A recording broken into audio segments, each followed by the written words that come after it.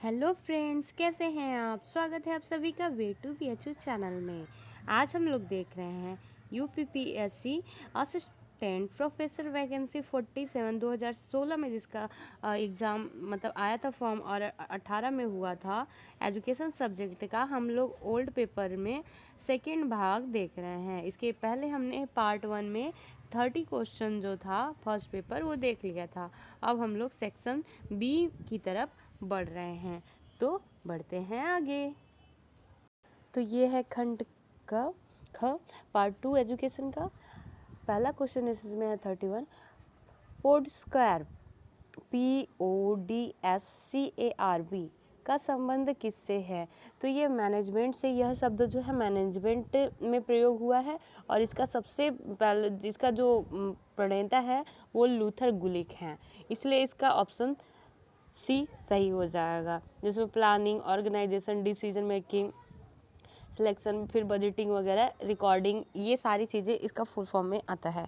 अगला है, निम्न में से कौन सा एक प्लेसीबो से संबंधित है। तो ऑप्शन ए इसमें दिया है दवाई का प्रभाव, बी स्वतंत्र चर राशि के परिचालन का प्रभाव, सी अतिरिक्त चर राशियों का प्रभाव, डी दवाई का मनोवैज्ञानिक प्रभाव। तो इसमें जो आंसर आयोग ने माना है वो साइकोलॉजिकल इफेक्ट ऑफ मेडिसिन, दवाओं का मनोवैज्ञानिक प्रभाव को सही उत्तर माना है। अगला क्वेश्चन है, स्पीयरमैन के अनुसार निम्न में से कौन सी एस स्पेशल कारक की विशेषता नहीं है। तो यह इसका जो कारक है, पहले ये देख लेते हैं कि कौन कौन सी विशेषताएं हैं। तो सबसे पहली विशेषता है कि यह व्यक्ति की अर्जित योग्यता होती है। दो फैक्टर माने हैं स्पीयरमैन ने, स्पेसिफिक और नॉर्मल, जो सब में सामान्य होती है, और एक दूसरा स्पेसिफिक में स्पीयरमैन ने बताया था कि अर्जित जो क्षमता होती है वो स्पेशल कारक कहलाती है। और दूसरा बी, इन्होंने ये तो ऑप्शन सही हो गया कि ये होता है। दूसरा कि व्यक्ति बुद्धि के केवल एस कारक में ही भिन्न होते हैं। तो कॉमन में तो सभी के अंदर जो चीज़ें पाई जाती है वो हो जाती हैं, और एस के कारण ही लोग वो में विभिन्नता पाई जाती है, ये स्पीयरमैन ने माना था। तीसरा ऑप्शन है, एक ही व्यवसाय में विशेषज्ञता संभव है। तो ये ज़रूरी नहीं है कि स्पेशल कारक जो है एक ही व्यवसाय में सबको विशेषता लाता है। हो सकता है कोई अच्छा गायक, अच्छा नर्तक भी हो सकता है, उसमें एक से अधिक स्पेसिफिक क्वालिटी हो सकती है। तो इसकी ये विशेषताओं में ये ऑप्शन नहीं है, सी ऑप्शन नहीं है। अगला है, एक ही व्यक्ति में एक क्रिया से दूसरी क्रिया में भिन्न हो सकता है। बिल्कुल सही, एक व्यक्ति अच्छा डांसर हो सकता है तो दूसरा उसका डांसर अच्छा नहीं हो सकता, ये भी ऑप्शन सही है। तो ये सारी विशेषताएं हो गई, और इसने क्या पूछा है, विशेषता नहीं है। तो नहीं कौन सा था, सी नहीं था, तो इसलिए ऑप्शन इसका सी सही हो जाएगा। अब आते हैं 34 पर। प्रश्न को समाज की एक उप प्रणाली समझा जाता है क्योंकि इसकी अपनी एक जटिल संरचना है, बी इसके अपने सुपरिभाषित उद्देश्य एवं कार्य हैं, सी यह एक आवश्यक सेवा है जो समाज के व्यक्तियों को प्रदान करनी होती है, डी समाज के लक्ष्यों की प्राप्ति, शिक्षा की प्रभावशीलता कार्यप्रणाली पर, शिक्षा की कार्यप्रणाली समाज पर निर्भर करती है। तो इसका और जो प्रश्न है, शिक्षा को समाज की उप प्रणाली क्यों समझा जाता है, इसका जो उत्तर हो जाएगा वो डी हो जाएगा, क्योंकि इसमें कहा गया समाज के लक्ष्यों की प्राप्ति हेतु शिक्षा के प्रभावशाली कार्य प्रणाली पर एवं शिक्षा की कारण प्रणाली समाज पर निर्भर करती है। ये ऑप्शन 4 सही है, क्योंकि कार्यप्रणाली और समाज एक दूसरे पर इंटर रिलेटेड हैं, इसलिए इसका ऑप्शन डी सही हो जाएगा। क्वेश्चन नंबर 35, निम्न में से किस एक के अनुसार अंतिम सत्य पदार्थ है। तो ऑप्शन ए आदर्शवाद, बी यथार्थवाद, सी प्रयोजनवाद, डी प्रकृतिवाद। तो प्रकृति को सत्य किसने माना है? ये प्रकृतिवाद ने माना है। और अंतिम सत्य आदर्शवाद में आदर्श को माना गया है। प्रयोजनवाद में जो आपका कार्य पूर्ण करते वही सत्य है। लेकिन यथार्थवाद ऐसा है जिसमें पदार्थ को सत्य माना गया है। तो इसलिए इसका जो उत्तर हो जाएगा वो हो जाएगा बी, कि रियलिज्म में यह पदार्थ या मैटर को सत्य माना गया है। अल्टीमेट ट्रूथ जो रियलिटी मैटर को माना गया है। अगला क्वेश्चन है, जिस साक्षात्कार में साक्षात्कारकर्ता प्रत्याशी या उत्तरदाता से कुछ मानक प्रश्नों को एक निश्चित क्रम में पूछता है, उस संरचना को कहा जाता है। तो उस संरचना को ऑप्शन ए संरचित साक्षात्कार, मतलब स्ट्रक्चर्ड। इसमें स्ट्रक्चर पहले से निश्चित होते हैं, क्वेश्चन का क्रम निश्चित होता है, प्रश्न पहले से निश्चित होते हैं, सब कुछ संरचित होता है। इसमें प्रश्न लेने वाला मतलब साक्षात्कारकर्ता जो इंटरव्यूअर है उसमें वो फेर बदल नहीं कर पाता। इसकी संरचना पहले से एकदम फिट रहती है, स्ट्रक्चर्ड होती है, इसलिए इसका ऑप्शन जो हो जाएगा पहला सही हो जाएगा। असंरचित साक्षात्कार में क्या होता है, इसमें प्रश्नों का क्रम निश्चित नहीं होता है, इसलिए ये अनसंरचित या अनस्ट्रक्चर्ड कहलाता है। लेकिन जो उत्तर इसने पूछा है प्रश्न, उसके अनुसार आंसर जो हो जाएगा ए हो जाएगा, क्योंकि इसमें सारे क्वेश्चन पहले से पूर्व निर्धारित रहते हैं और ये मानक प्रश्न होते हैं। अगला क्वेश्चन 37, प्रयोगात्मक मनोविज्ञान का जनक कौन है? तो प्रयोगात्मक मनोविज्ञान के जनक वुंट को माना जाता है, क्योंकि वुंट ने पहली क्या स्थापित की थी? मनोवैज्ञानिक प्रयोगशाला स्थापित की थी लेipzig विश्वविद्यालय में, इसलिए इसका जर्मनी में स्थापित की थी, इसलिए इसे वुंट को प्रयोगात्मक मनोविज्ञान का जनक कहा जाता है। अगला क्वेश्चन है, शिक्षा मनोविज्ञान की कौन सी आनुवांशिक विधि है? तो आनुवांशिक विधि कौन सी है? सबसे पुराना यदि पूछे कि शिक्षा मनोविज्ञान की सबसे पुरानी विधि कौन सी है, तब वही दर्शन होगा। लेकिन इसमें इसने पूछा है कि शिक्षा मनोविज्ञान की कौन सी आनुवांशिक विधि है, तो ये genetic method of educational psychology कौन है? तो ये इसका ये विकासात्मक डी हो जाएगा, डेवलपमेंटल हो जाएगा। संस्कृति विलंबना का प्रत्यय दिया है। ऑप्शन ए ऑगबर्न एवं निम्कोफ, बी टेलर एवं टेलर, सी व्हाइटहेड, डी रेडफील्ड। तो इसका जो उत्तर है वो ऑगबर्न एवं निम्कोफ है। इन्होंने सांस्कृतिक विलंबना का प्रत्यय दिया है। हम लोग जानते हैं कि संस्कृति के दो प्रकार हैं, एक है भौतिक, दूसरा है अभौतिक। भौतिक संस्कृति वह संस्कृति होती है जिसे हम छू सकते हैं, आँखों से देख सकते हैं, जैसे खान पान, रहन पहनावा, कपड़े, गहने और बिल्डिंग्स, ये सारी चीज़ें जो हैं भौतिक संस्कृति के अंतर्गत आती हैं। अभौतिक संस्कृति में है विचार, मान्यताएं, विश्वास, नीतियाँ, ये सारी चीज़ें, नियम कानून अभौतिक संस्कृति के अंतर्गत आते हैं। वर्तमान समय में भौतिक संस्कृति में दूनी तेजी से विकास हुआ है, परंतु अभौतिक संस्कृति उसकी आधी रह गई है, मतलब इसमें धीरे धीरे विकास होता है। इसलिए इन दोनों के बीच में जो गैप हो रहा है, इन दोनों के बीच में, उसे ही कल्चरल लैग कहा है। किसने कहा है? ऑगबर्न एवं निम्कोफ ने। तो बढ़ते हैं आगे। अगला क्वेश्चन है 40वां, मूल्य मानव इच्छाओं की संतुष्टि है, यह कथन दिया है। तो ये कथन अर्बन ने दिया है।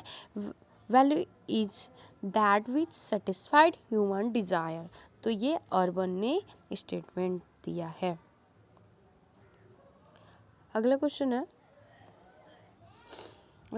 है कि निम्नलिखित में से बुद्धि और सृजनात्मकता के संबंध में कौन सा कथन सही है? तो इसमें ऑप्शन ए है, सभी बुद्धिमान बच्चे सृजनशील होते हैं। ऑप्शन बी, सभी सृजनशील बच्चों की बुद्धि लब्धि उच्च होती है। ऑप्शन सी, कुछ सृजनशील बच्चों की बुद्धि लब्धि उच्च होती है।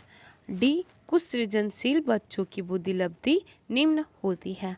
तो ये जरूरी नहीं होता सृजनशीलता में कि जो हाई एकदम बुद्धि लब्धि वाला होगा वही सृजनशील हो सकता है। और ये भी नहीं है कि सारे जो निम्न श्रेणी के होते हैं बच्चे उन्हीं की मतलब वही सृजनशील होते हैं, ऐसा कुछ नहीं है। तो ऑप्शन सी इसका सही हो जाएगा। कुछ सृजनशील बच्चों की बुद्धि लब्धि उच्च होती है। ये ऑप्शन सी आयोग ने सही माना है। अगला क्वेश्चन है, एकीकृत शिक्षा इंटीग्रेटेड एजुकेशन का संप्रत्यय किसने दिया? तो ये दिया है आपका श्री अरविंदो ने दिया है। इनके शिक्षा पद्धति को सर्वांग योग भी कहा जाता है। अगला क्वेश्चन है 43, भारत सरकार ने निःशक्त बच्चों के लिए समेकित शिक्षा की शुरुआत निम्न में से किस वर्ष की गई? तो government of India started integrated education for disabled children in which one of the following years? तो इसमें किया गया, किसमें किया गया? 1974 में समेकित शिक्षा इंटीग्रेटेड एजुकेशन की शुरुआत की गई थी। अब अगला क्वेश्चन है, टी प्राप्तांक का सूत्र है। तो टी प्राप्तांक का क्या सूत्र है? इसमें है टी बराबर 50 मीन 10 जे। ये आपका सूत्र है जो सही वाला है कि इसमें मध्यमान 10 और मानक विचलन 10 जेड रहता है, तो इसलिए इसका ऑप्शन सी सही है हो जाएगा। अगला क्वेश्चन है, बहिरंग चरों को नियंत्रित करने का सर्वोत्तम विधि है। तो सबसे अच्छा माना जाता है रैंडमाइजेशन के द्वारा आप जितने भी एक्सट्रेनियस वेरिएबल होते हैं उनको कंट्रोल कर सकते हैं, तो इसलिए ऑप्शन इसका सी सही हो जाएगा। अगला क्वेश्चन है, निम्न में से कौन सा ऐतिहासिक शोध के संबंध में सही नहीं है? तो ऑप्शन ए स्रोत सामग्री एकत्रित करना, ऑप्शन बी स्रोत सामग्री के आंतरिक एवं बाह्य समीक्षा आलोचना करना, ऑप्शन सी घटनाओं एवं दशाओं की व्याख्या के लिए परिकल्पनाओं का निर्माण करना, ऑप्शन डी निष्कर्ष निकालने के लिए परिकल्पनाओं का सांख्यिकी द्वारा परीक्षण। तो इसका ये पूछा है कि ऐतिहासिक शोध से संबंधित नहीं है, तो सबसे बड़ी बात कि ऐतिहासिक शोध में कभी भी स्टैटिस्टिक का प्रयोग नहीं होता है, और जबकि आंतरिक एवं बाल समालोचना की जाती है, स्रोत सामग्री को एकत्रित किया जाता है और घटनाओं एवं दशाओं की व्याख्या के लिए परिकल्पना का निर्माण भी किया जाता है, परंतु निष्कर्ष निकालने के लिए हाइपोथेसिस का टेस्ट जो है वो स्टैटिस्टिक्स से नहीं किया जाता है, ये आपका एक्सपेरिमेंटल में किया जाता है। इसलिए ऐतिहासिक शोध का ये ऑप्शन डी मतलब ऐतिहासिक शोध में नहीं आता है। और आप क्वेश्चन में क्या पूछा, सही नहीं है, तो हमको चौथा वाला सही नहीं वाला बताना है, इसलिए ऑप्शन डी सही हो जाएगा।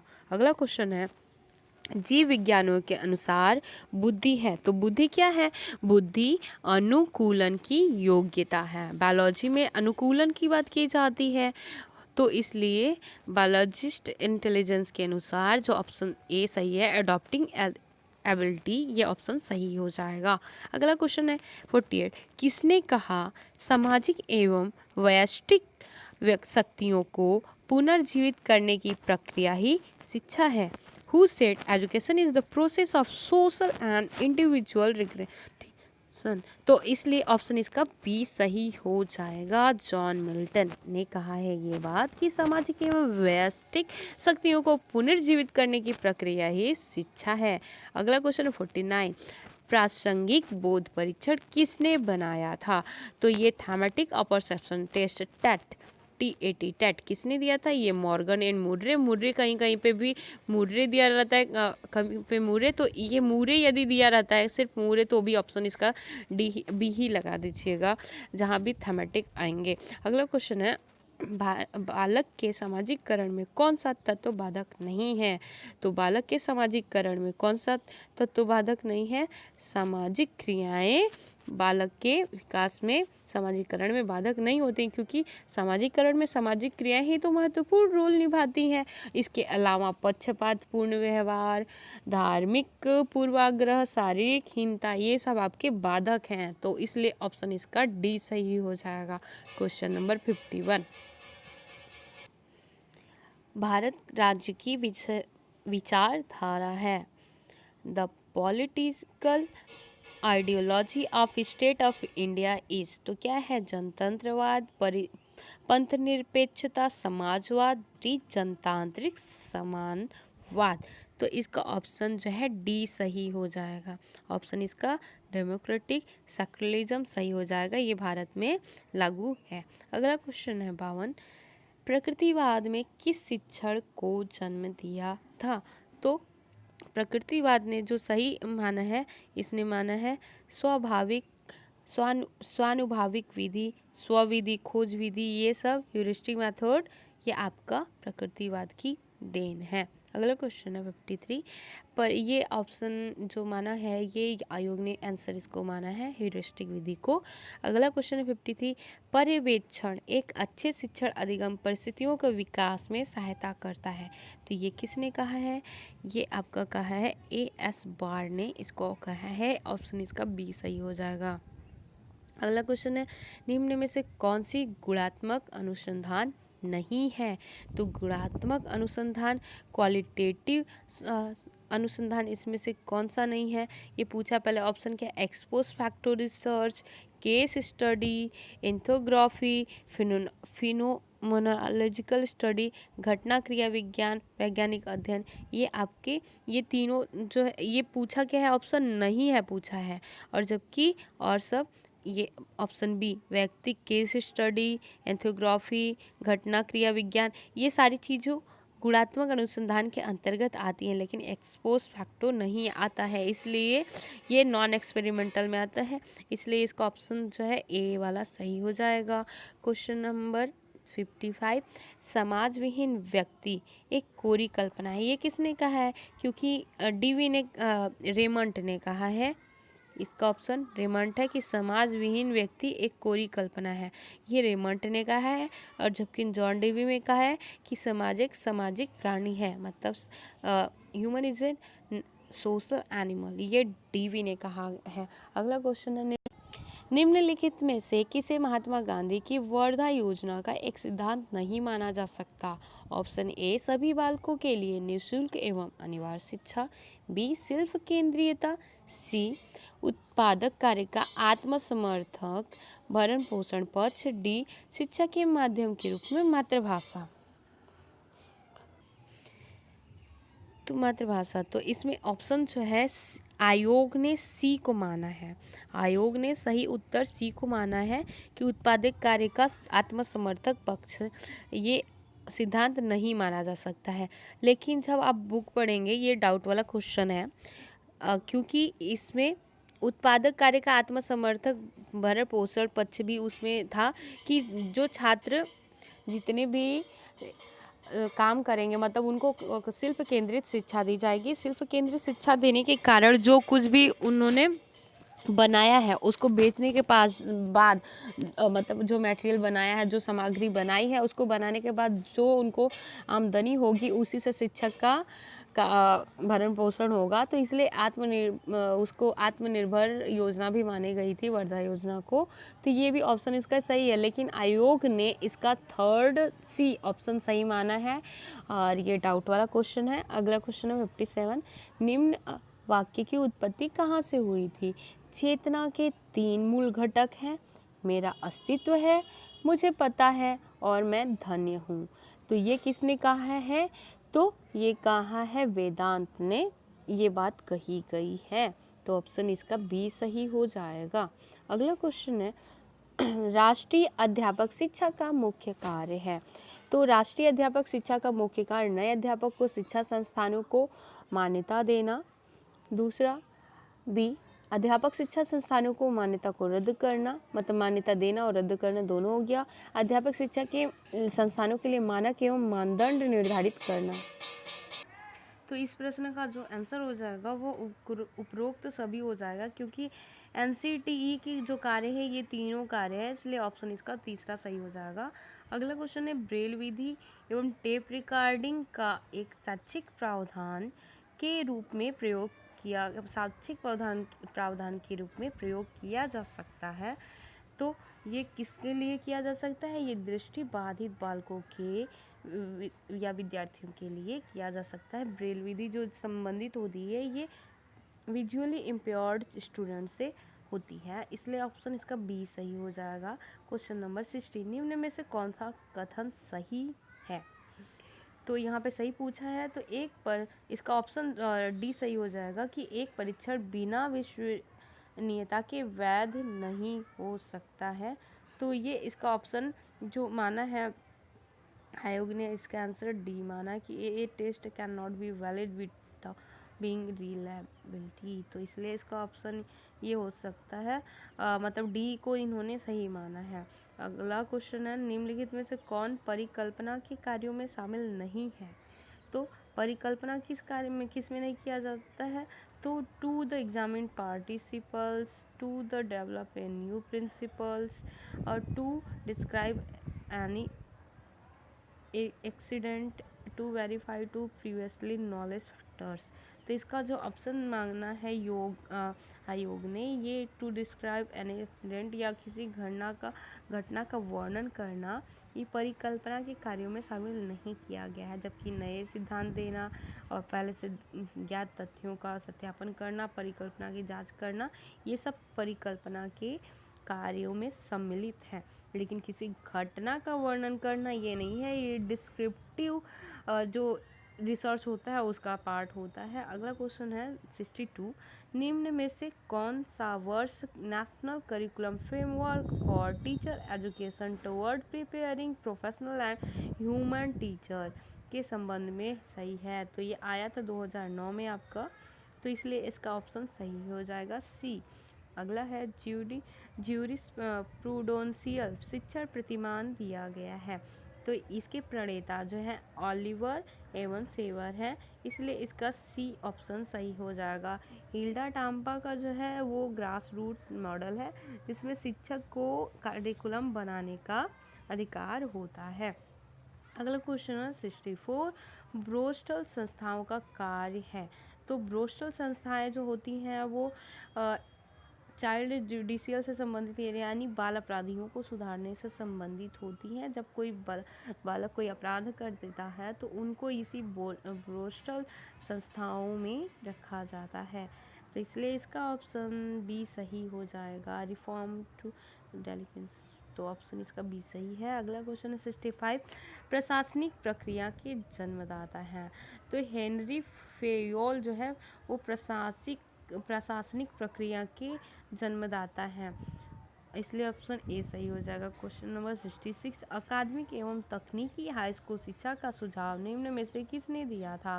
तो ये दिया है आपका नरेंद्र देव समिति ने academic and technical high school education from the following. तो ये आपका आचार्य नरेंद्र देव ने दिया है, इसलिए इसका ऑप्शन डी सही हो जाएगा। क्वेश्चन नंबर 67, न्याय शास्त्रात्मक परिप्रश्न प्रारूप शिक्षण प्रारूपों के किस परिवार के अंतर्गत आता है? तो ये आपका ऑप्शन जो हो जाएगा वो फर्स्ट सामाजिक द सोशल फैमिली के अंतर्गत ये आता है, इसलिए इसका ऑप्शन ए सही माना है आयोग ने। अगला क्वेश्चन है 68, प्रतिदर्शन के आधार पर की गई गणनाएं क्या कहलाती हैं? तो जब सैंपल के आधार पर हम लोग करते हैं, मतलब प्रतिदर्शन के आधार पर, तो ये आपका प्राचल कहलाता है, पैरामीटर। अगला क्वेश्चन है कि अगला क्वेश्चन जो है वो है कि कसौटी संदर्भित परीक्षण में परीक्षार्थी के परीक्षण प्राप्तांकों की तुलना की जाती है। क्राइटेरियन रेफरेंस टेस्ट CRT के अंतर्गत जो परीक्षार्थी के प्राप्तांकों की तुलना की जाती है, परीक्षण प्राप्तांकों की तुलना की जाती है, वो पहले से कोई पूर्व निर्धारित some pre decided external standards जो होते हैं उसके आधार पर होता है, इसलिए इसका ऑप्शन ए सही हो जाएगा। अगला क्वेश्चन है, अगला प्रश्न है, निम्न नेतृत्व संबंधित सिद्धांत एक्स और वाई सिद्धांत किसने दिया है? तो ये मैक्स क्रेगर ने दिया है। ये मैनेजमेंट से संबंधित प्रश्न है, मैनेजमेंट वाले एरिया का क्वेश्चन है। अगला क्वेश्चन है 71, कारण प्रभाव संबंध निम्नलिखित में से किस विधि में स्थापित किया जाता है? तो एक्सपेरिमेंटल में ऐसा होता है कि काजल इफेक्ट रिलेशनशिप इस्टेब्लिश किया जाता है, तो इसलिए ऑप्शन डी सही हो जाएगा। हिस्टोरिकल में जो पूर्व में घटे हुए हैं बातें उनका साक्ष्यों के आधार पर या फिर प्रभाव के आधार पे कारणों का पता लगाया जाता है। सर्वेक्षण विधि में किसी का सर्वेक्षण किया जाता है। दार्शनिक में दार्शनिक सत्य, यथार्थ सत्य क्या है, ये सब चीज़ों का पता लगाया जाता है। लेकिन कार्य प्रभाव का संबंध का विश्लेषण जो है एक्सपेरिमेंटल में किया जाता है, इसलिए इसका ऑप्शन डी सही हो जाएगा। अगला क्वेश्चन है 72, हाउथॉर्न प्रभाव का अर्थ है। तो इसमें हाउथॉर्न का प्रभाव का अर्थ, इसका ऑप्शन जो है डी सही माना गया है। प्रयोग में सहभागिता के ज्ञान की प्रतिक्रिया का प्रभाव। तो ये reactive effect of knowledge of participation of an experiment. तो ये ऑप्शन इसका डी सही है। अगला क्वेश्चन है अधिगम के श्रेणी क्रम शीर्ष स्थान पर कौन सा अधिगम है। तो ये समस्या समाधान अधिगम, ये शीर्ष पे माना गया है। ये प्रश्न पत्र आयोग द्वारा दी गई आंसर के अनुसार सॉल्व कराया जा रहा है। अगला क्वेश्चन है निम्न में से कौन सा भारत में सामाजिक स्तरीकरण के आधार के संबंध में सर्वाधिक उपयुक्त है। तो इसका ऑप्शन जो सही है कि कार्य की प्रकृति, आयु, धन एवं शिक्षा के आधार पर भारत में सामाजिक स्तरीकरण किया जाता है। अगला क्वेश्चन 75, निम्नलिखित दर्शनों में से कौन सा कहता है कि परमात्मा एवं आत्मा के संबंध में विभिन्न सिद्धांतों को जानने की चिंता मत करो, अच्छा करो एवं अच्छा बनो, जो तुम्हें भी सत्य है कि ओर ले जाएगा। ये बात बौद्ध दर्शन में कहा गया है कि इसमें तुम अच्छा बुरा चिंता करना छोड़ करके जो सत्य है उसके कर्म को करते चलो, और जो भी सत्य है तुम्हें सही रास्ते पर ले जाएगा। ये बौद्ध दर्शन में कहा गया है। अगला क्वेश्चन है 76, लाइफ स्पेस किस सिद्धांत की विशेषता है। तो कूर्ट लेविन का जो क्षेत्रवाद का सिद्धांत है, कूर्ट लेविन ने दिया गया, तो उसमें एक वर्ड प्रयोग होता है लाइफ स्पेस, तो ये उसका पार्ट है। अगला क्वेश्चन है 77, प्रोफेसर एन श्रीनिवास के द्वारा बताए गए आधुनिकीकरण के 4 स्वरूपों में से निम्न से कौन सा नहीं है। तो इसका जो आंसर माना, ये संस्कृति उन्होंने जो माना गया है उसमें संस्कृतिकरण, पाश्चात्यकरण, सामंगिकरण, ये तीनों हैं, लेकिन उसमें कहीं धर्मनिरपेक्षता नहीं थी, इसलिए ऑप्शन इसका सी सही हो जाएगा कि नहीं है, तो इसलिए सी सही हो जाएगा। अगला क्वेश्चन है स्वतंत्रता का सिद्धांत निम्न में से किस सिद्धांत से संबंधित है। तो स्वतंत्रता का सिद्धांत आदर्शवाद से संबंधित माना है आयोग ने। अगला क्वेश्चन है भारत में शिक्षा संस्थानों की मान्यता के लिए मानक एवं शर्तें तैयार की गई हैं।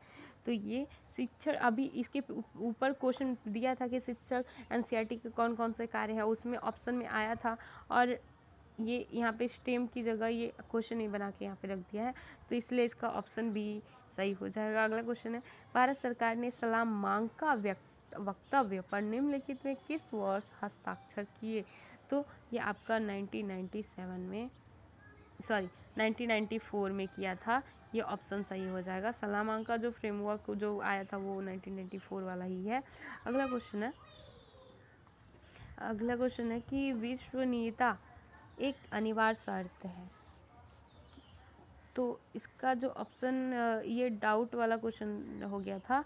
वस्तुनिष्ठता के लिए, विश्व निरंतरता के लिए, वैधता के लिए, व्याख्यात्मक निर्वाचनीयता के लिए। तो इसका जो क्वेश्चन, ये आंसर डाउटफुल हो गया था, लेकिन जहाँ तक ऑब्जेक्टिविटी के लिए कोई चीज़ विश्वसनीय है, ये ज़रूरी नहीं कि ऑब्जेक्टिव हो, वैलिड हो, ये भी ज़रूरी नहीं है, लेकिन कंटिन्यूटी ये भी नहीं। तो इसमें ये डाउट वाला क्वेश्चन था। अगला क्वेश्चन है 82, अध्यापक शिक्षा हेतु राष्ट्रीय पाठ्यक्रम ढांचा 2009 ने महत्व दिया है, किसको दिया है।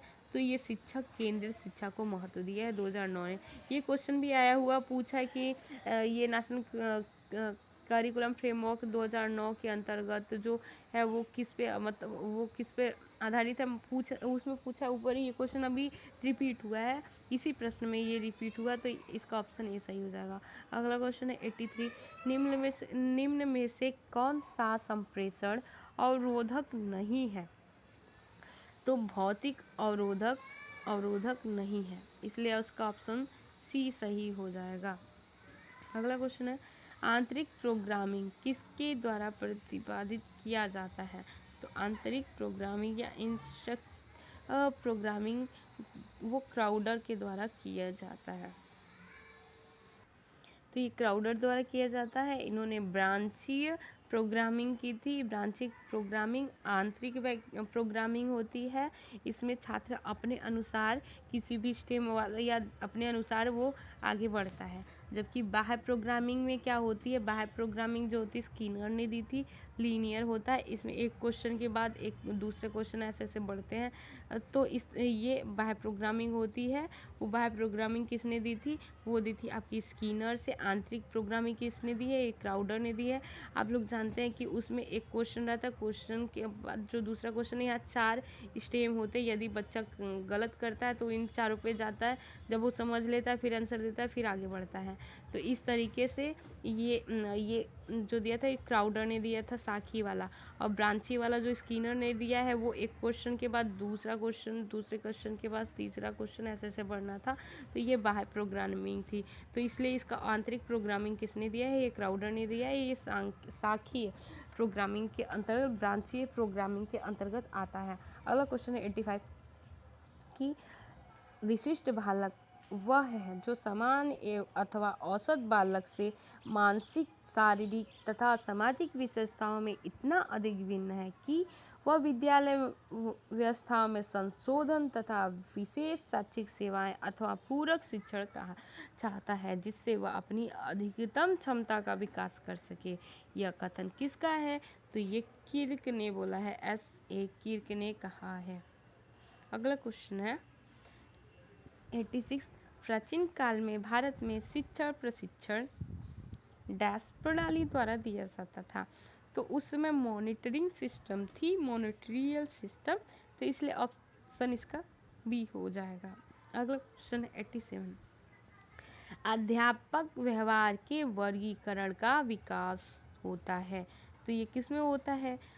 ये आपका माइक्रो टीचिंग में, जब आप बीएड करते हैं या बीटीसी करते हैं तो उस दौरान चलती है। तो यही है इसका ऑप्शन डी। अगला क्वेश्चन है, बहुविकल्पी एकांशों में सही उत्तर मिलते जुलते विकल्पों को क्या कहा जाता है? तो इसको कहा जाता है डिस्ट्रैक्टर। इसको डिस्ट्रैक्टर कहा जाता है, लेकिन आयोग ने उत्तर सभी को मान लिया है, तो इसलिए इसका ऑप्शन डी सही हो जाएगा। अगला क्वेश्चन है, निम्न में से कौन सा आधुनिक परिवेक्षण का सही अर्थ नहीं है? तो आधुनिक ये निरीक्षण के रूप में ये रूप नहीं है, इसलिए इसका ऑप्शन ए सही हो जाएगा। अगला क्वेश्चन है, राजपत्र किस प्रकार का स्रोत है? तो राजपत्र आपका द्वितीयक स्रोत माना है इसको आयोग ने। अगला क्वेश्चन है, पुनरावृत्ति साक्षात्कार किसी सामाजिक या मनोवैज्ञानिक प्रक्रिया के विशिष्ट विकास को खोजने के लिए उपयोगी होता है। तो ये आपका बोल रहा है repetitive interview is useful attempt to trace the specific development of a social or physiological process who stated this। तो ये किसने कहा है? ये गुड ने कहा है कि पुनरावृत्ति साक्षात्कार किसी सामाजिक या मनोवैज्ञानिक प्रक्रिया के विशिष्ट विकास को खोजने के प्रयास में उपयोगी होता है, ये गुड ने कहा है। और अगला क्वेश्चन है, जनतंत्री शैक्षिक उद्देश्यों का वर्णन किसने किया है? तो जनतंत्री शैक्षिक उद्देश्यों का वर्णन माध्यमिक शिक्षा आयोग, सेकेंडरी एजुकेशन कमीशन ने कहा है। ऑप्शन इसका सी सही हो जाएगा। अभिक्रमित अनुदेशन किस सिद्धांत पर आधारित है? तो स्किनर की क्रिया प्रसूत अनुबंधन अभिक्रमित अनुदेशन या प्रोग्राम इंस्ट्रक्शन के आधार पर बेस्ड है। अगला क्वेश्चन है 94, ग्रामीण क्षेत्रों के 75% मेधावी किंतु निर्धन विद्यार्थियों को निःशुल्क एवं उत्तम शिक्षा प्रदान करने हेतु निम्नलिखित में से डैश विद्यालय स्थापित किए गए हैं। तो ये आपका नवोदय विद्यालय स्टैब्लिश है। अगला क्वेश्चन 95, शिक्षा पर्यवेक्षण का मुख्य लाभ होता है। तो ये शैक्षिक व्यवस्था में सुधार लाना इसका मुख्य कार्य होता है। अगला क्वेश्चन है 96, पोस्ट हैक फैलिस का एक अधिकतम गंभीर खतरा है। किससे तो संबंधित है? ये एक्सपोस्ट फैक्टरों से संबंधित होता है, पोस्ट हैक फैलेसी। अगला क्वेश्चन है कोहलर यह सिद्ध करना चाहता था कि सीखना संपूर्ण परिस्थिति का एक प्रत्यक्षीकरण होता है। तो ये ऑप्शन ए इसका सही माना गया है। अगला क्वेश्चन है शिक्षा और सामाजिक परिवर्तन पर आठवें का क्या विचार था? तो उन्होंने माना था कि शिक्षा एवं सामाजिक परिवर्तन पारस्परिक रूप से निर्भर है, लेकिन कौन सा कारण एवं कौन सा प्रभाव निम्न निर्धारित किया जा सकता है? तो ये आपका ऑप्शन डी सही है, ओटावे का विचार था ये। अगला क्वेश्चन है 99 निम्न में से कौन सा यथार्थवादी शिक्षा का उद्देश्य नहीं है?